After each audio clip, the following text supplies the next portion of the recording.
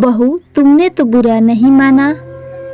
Mummy जी चलिए, खाना तैयार है, विभा ने अपनी सास से कहा, जो पिछले महीने ही गांव से यहाँ आई है।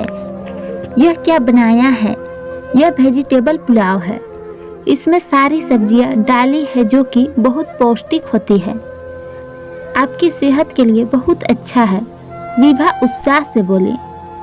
एक चम्मच खाने के बाद ही सास बोली, कितना तीखा है, मुझसे तो खाया ही नहीं जा रहा। आप इसमें दही डाल दीजिए। यह पड़ी है ना दही। दही डालने के बाद सास ने पुलाव तो खा लिया, लेकिन उनके चेहरे से स्पष्ट नजर आ रहा था कि उन्हें पुलाव पसंद नहीं आया। विभा की सास गांव में बड़े बेटे के साथ रहती है।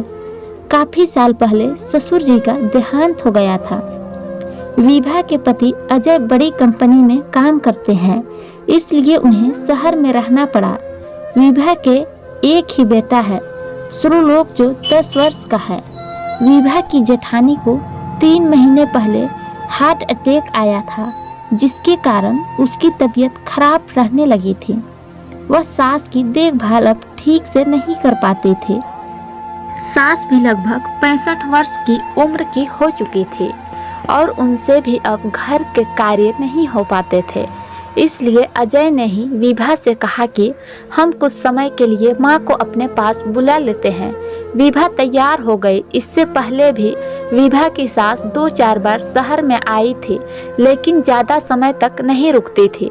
1 आध सप्ताह बिता कर ही वे वापस चली जाती थी। उन्हें शहर का माहौल, आबो हवा पसंद ही नहीं आते थे। अपने गांव में ही बहुत खुश रहती थी। वहाँ सारा दिन आस पड़ोस के लोगों में से कोई न कोई आता जाता रहता था। उनके साथ बातचीत में वक्त बड़ा अच्छा कट जाता था। कभी किसी के घर कुछ कार्यक्रम निकल आता तो वे वहाँ पहुँच जाते, बढ़ चढ़कर हिस्सा लेते। वहाँ के लोग भी उनकी बहुत इज्जत करते थे। बड़ी बहू शांत स्वभाव की थी, इसलिए सास के साथ उसका तालमेल बहुत अच्छा बैठ गया था। सास के आने के कुछ दिनों बाद ही अजय को कंपनी के काम से 1 महीने के लिए विदेश के दौरे पर जाना पड़ा। झाड़ू पोछा करने वाली मेट को उस दिन सास ने कहने लगी, तुम सफाई से काम नहीं करती हो, इतनी हड़बड़ी क्यों करती हो? देखो यहाँ फर्श पर दाग साफ ही नहीं हुए। मेड मुँह बिचका कर बोली, मुझे क्या सिर्फ आपके घर का ही काम करना होता है? और भी 4 घरों में मुझे काम करने होते हैं। जाते जाते विभा से शिकायत भी कर दी कि मुझे टोका टाकी न करे। एक दिन विभा खाना बना रही थी तो सास किचन में आ गई। उसे देखते ही बोले, बहू, तुम्हारी किचन कितनी अस्त व्यस्त है, कितना फैलाया हुआ है सब कुछ। मम्मी जी, खाना बना रही हूँ तो फैलाव तो होगा ही, बाद में सब समेट दूंगी ना। साथ साथ में ही सब समेटने की आदत डालनी चाहिए। किचन साफ सुथरा लगता है। विभा को बुरा तो लगा पर चुप हो गए। उस दिन विभा ने स्लीवलेस टी-शर्ट और जीन्स पहनी थी। सास ने देखा तो बोल पड़ी, यह कैसे कपड़े पहनती हो? भला बहुओं को ऐसे कपड़े पहनने शोभा देता है? विभा को क्रोध आ गया। अब उसके पहनावे पर भी प्रश्न उठाने लगी। विभा ने घर की सफाई और बर्तनों के लिए ही मेड लगाई थी। खाना बनाना और ऊपर के काम वह स्वयं ही करती थी। उसके साथ ही सुरलोक को पढ़ाना और पार्ट टाइम ऑनलाइन जॉब भी करती थी। सलवार सूट, टी-शर्ट, कैपरी या टी-शर्ट, जीन्स आदि पहनावे में वह बड़ा कंफर्ट महसूस करती थी। बड़े शहरों में तो यह सब आम बात है। गांव से आई हुई सास को यह सब नागवार गुजरता। उसे हर कार्य में कुछ न कुछ कमी या दोष नजर आता, जिसे वह झट बोलकर जाहिर कर देते। इससे विभा आहट हो उठते। अजय को फोन पर यह सब वह नहीं बताना चाहते थे, कहीं वह परेशान न हो जाए। आखिर अपनी मम्मी को उसने सारी परेशानी बताई। मम्मी ने उसे समझाते हुए कहा, देखो बेटा, तुम्हारी सास गांव से आई है। उसे शहर के रीति रिवाज और दिखावे के बारे में कुछ भी पता नहीं। दूसरी बात, बुजुर्ग लोग बच्चों से प्रेम और आदर सम्मान चाहते हैं। इसके अलावा उन्हें दूसरी चीज़ों की ज़्यादा ज़रूरत नहीं होती। शादी एक समझौता है। सहनशीलता और समझौते को मजबूरी नहीं समझना चाहिए।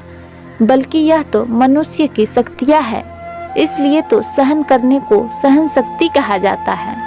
तुम थोड़ा सा धैर्य रखो, सास को थोड़ा आदर मान और प्रेम दो, धीरे धीरे सब ठीक हो जाएगा।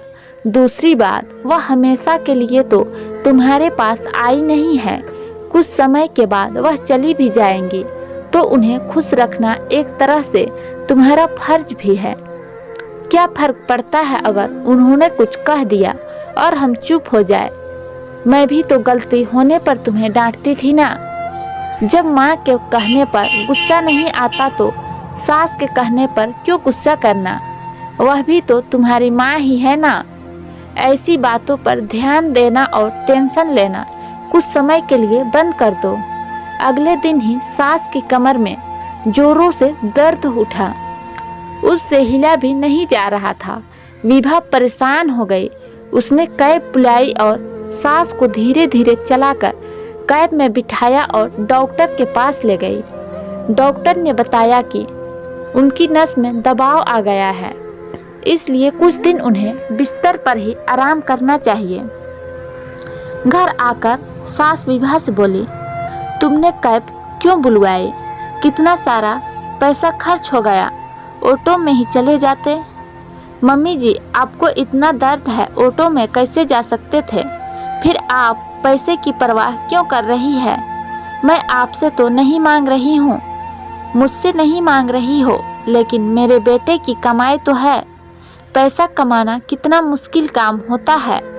औरतों को बड़ी किफायत से घर चलाना चाहिए, कहीं भी व्यर्थ पैसा नहीं गंवाना चाहिए। बड़ी बहू को देखो कैसे सलीके से घर चलाती है। विभा सास की बात सुनकर हैरान रह गई।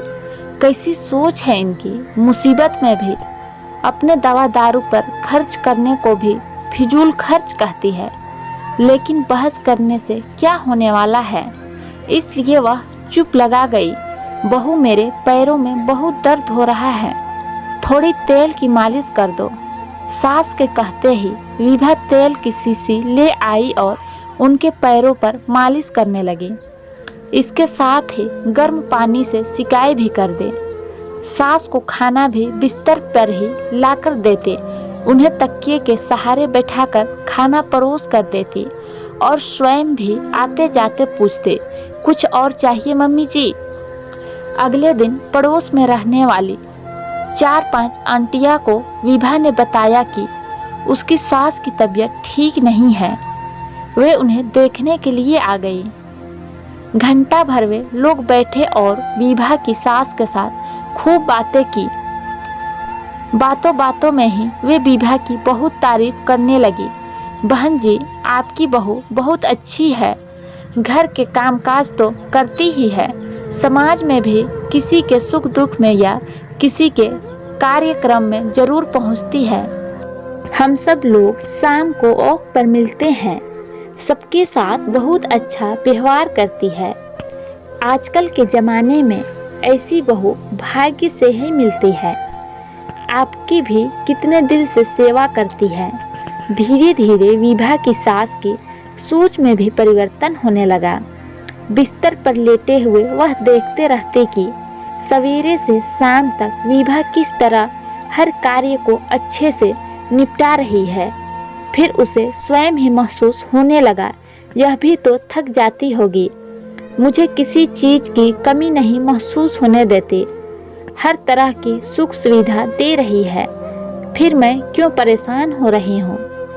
उस दिन विभा अपनी सास को स्पिंजिंग कर रही थी। अचानक उन्होंने उसे गले लगा लिया और बोले, बहू, सचमुच मैं भाग्यशाली हूँ जो मुझे ऐसी बहू मिली है। तुम्हारी मम्मी ने तुम्हें इतने अच्छे संस्कार दिए हैं, तभी तो तुम सभी कार्य जिम्मेदारी से करके मेरी सेवा भी कर रही हो। मैंने कई बार तुम्हें डांट दिया होगा या ऊंच नीच कह दिया होगा, तुमने कभी पलटकर जवाब नहीं दिया, वरना आजकल की बहुएं कहाँ सहन करती है। वैसे भी माँ की डांट में प्यार भी होता है, वह बुरी नीयत से कभी नहीं डांटती। तुमने बुरा तो नहीं माना, मेरा आशीर्वाद सदा तुम्हारे साथ है। तुम इसी तरह खुश रहो, जिम्मेदारी से अपने कर्तव्य निभाओ और उन्नति करती रहो। खुशी से विभा की आंखों में सज्जल हो गई। सचमुच अगर थोड़ी सी धैर्यता, सहनशीलता रखी जाए तो सास बहू का रिश्ता कितना प्यारा होता है। टीवी सीरियल वालों ने तो इस रिश्ते को बहुत बदनाम किया हुआ है, लेकिन असल जिंदगी में वैसा थोड़ी होता है। इस बात को समझने की ज़रूरत है। दोस्तों, आपको कहानी कैसी लगी? थोड़ा सा धैर्य व सहनशीलता रखने से कई बार बड़ी बड़ी मुश्किलें भी आसान हो जाती है। कहानी पसंद आने पर उसे लाइक, कमेंट और शेयर जरूर करें। आप चाहे तो मेरे चैनल को सब्सक्राइब भी कर सकते हैं। वीडियो को पूरा देखने के लिए धन्यवाद दोस्तों।